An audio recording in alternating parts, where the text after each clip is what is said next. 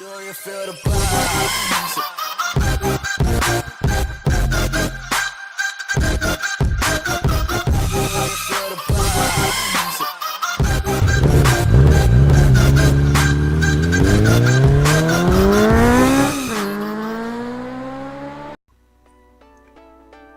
Hi guys, welcome to my channel.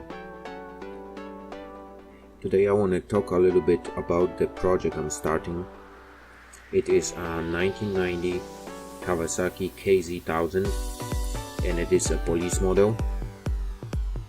I got the bike fairly inexpensive. It wasn't running. It was sitting in the garage for 8 or 9 years.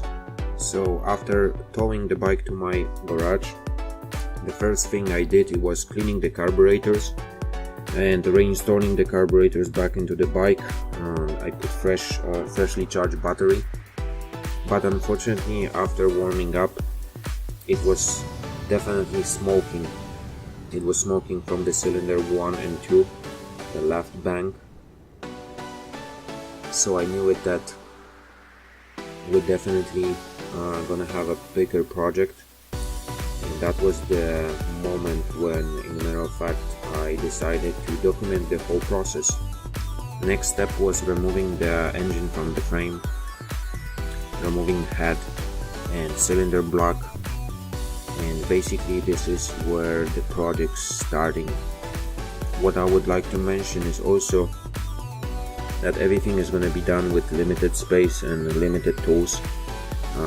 Basically in the small garage there is going to be some things that I'm not able to do it by myself. By no means I'm a professional mechanic,